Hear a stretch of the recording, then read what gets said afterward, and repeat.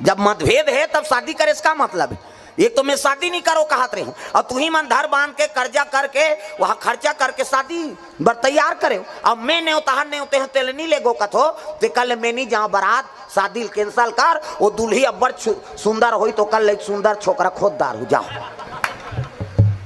देवता मन हाथ जो लिंगा ये बाबा ये बनत काम है बिगड़त है यार।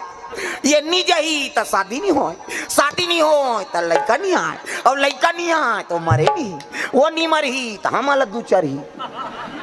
कैसे कर वो फिर आगे नारा था कैसे, वो तो शादी कैंसल कर दो कथेगा कौन है जी, शंकर जी है का बात, वो तो जहूँ ते उनकरेत मन सन जहूँ कथे बराती।